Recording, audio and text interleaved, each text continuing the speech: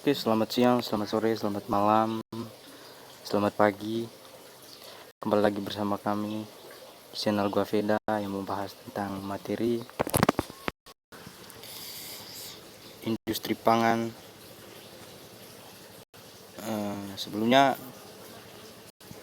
kami dari Kampus Politeknik Pertanian Negeri Kupang, Prodi Teknologi Rekayasa Pangan, dan ini adalah bagian dari tugas kami untuk mempresentasikan tentang menentukan strategi produk. Oke, sebelumnya kami memperkenalkan diri dulu.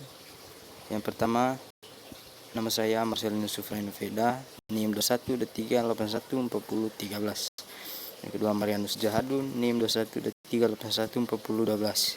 Yang ketiga, Arista Susana Megi, NIM 2123814002.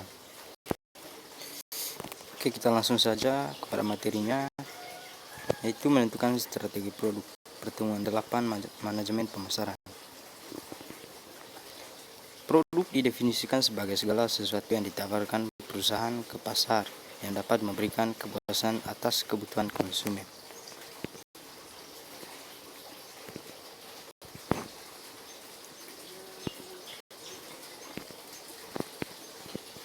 Tiga komponen barang yang ditawarkan, dan ini model bentuk dari kurvanya. Yang bagian puncaknya disebut value based price, bagian tengahnya attractiveness of the market offering, bagian sudutnya product features dan service mix and. Oke, selanjutnya tingkatan produk yang dapat memberi kepuasan konsumen, dan ini bentuk dalam lingkarannya.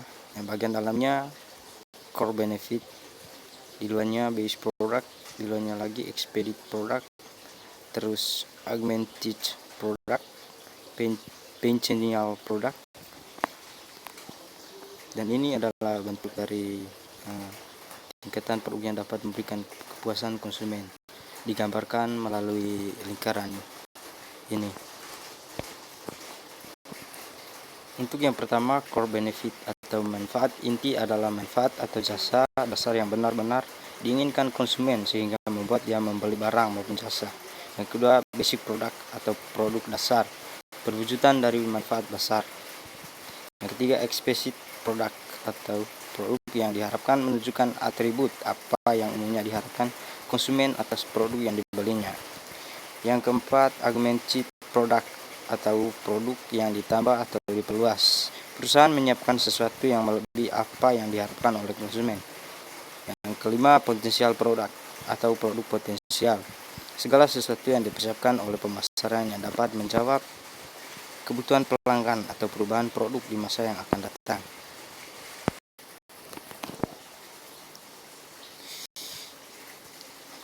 Yang berikutnya, karakteristik produk. Latar belakang. Sukses memasarkan satu produk juga ditentukan kemampuan pemasar mengenali klasifikasi produk itu sendiri, sehingga selain menentukan sifat produk, pemasaran juga menentukan bagaimana strategi pemasaran yang akan ditempuh perusahaan. Yang kedua, klasifikasi berdasarkan wujud. Yang pertama, barang dan jasa.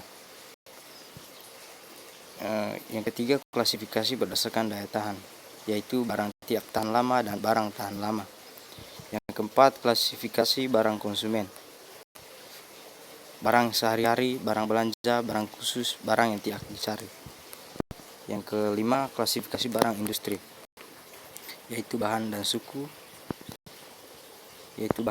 suku cadang, barang modal, layanan bisnis, dan pasokan. Oke, mari kita lanjut. Slide 9, siklus hidup produk atau product life cycle, PLC, adalah perjalanan penjualan dari suatu produk dalam masa hidupnya. Siklus hidup produk merupakan suatu konsep penting yang memberikan pemahaman tentang dinamika kompetitif suatu produk. Selanjutnya,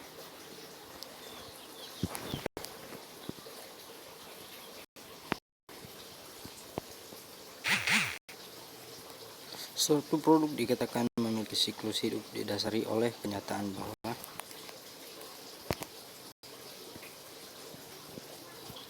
Siklus hidup terdiri dari 5 tahap.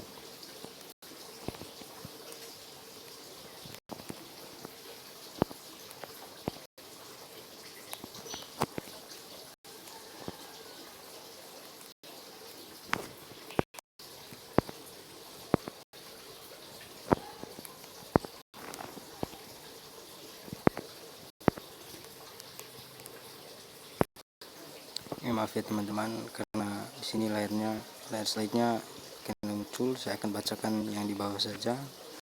Siklus hidup terdiri dari 5 tahap. Yang pertama,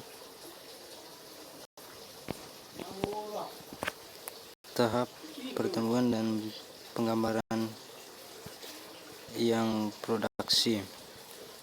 Yang kedua, tahap perkembangan atau antidominsial. Yang ketiga, tahap pertumbuhan atau government. Yang empat, tahap perbesaran atau menurteri. Yang kelima, tahap penaruhan atau denizer. Mari kita lanjut. Ini adalah bentuk diagram siklus hidup produk. Ada penjualan data laba, tahap pengembangan produk, introduksi, pertumbuhan, dewasa, menurun. Ada laba, ada waktu, ada penjualan. Dan diagramnya mengalami kenaikan. Oke, kita lanjut. Itu karakteristiknya.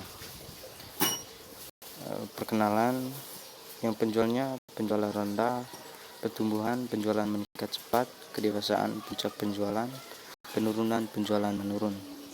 Bagian biaya tinggi per pelanggan, biar rata per pelanggan, biar rendah per pelanggan, biar rendah per pelanggan.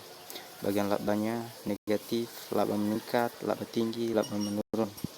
Bagian pelanggan, inovasi, pemakai awal, mayoritas menengah, pemakai terlambat. Pesaing sedikit, jumlahnya bertambah, jumlah stabil mulai menurun, jumlahnya menurun. Oke, selanjutnya tujuan pemasaran. Untuk perkenalan, menciptakan kesadaran dan keinginan mencoba produk. Untuk pertumbuhan, memaksimalkan pangsa pasar. Untuk kedewasaan, memaksimalkan laba, mempertahankan pangsa pasar. Untuk penurunan, mengurangi pengeluaran. Kita lanjut. Untuk strateginya, yaitu yang bagian pertama perkenalan. Pada produk, perkenalannya tawaran produk dasar, pertumbuhannya tawaran perluasan produk, pelayanan, jaminan. Kedewasaannya diverifikasi merek dan model. Penurunan, lepas jenis produk yang lemah. Harganya kenaikan biaya plus, harga untuk menembus pasar, harga sama atau lebih baik dari pesaing, turunkan harga. Distribusinya, buat distribusi selektif, buat distribusi intensif, buat lebih banyak distribusi intensif, selektif, lepas toko yang tidak menguntungkan.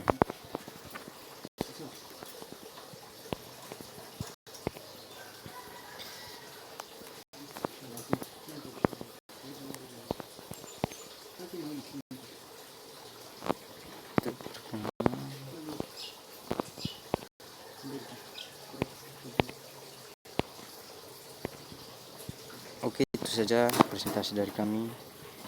Sekian dan terima kasih. Wassalam.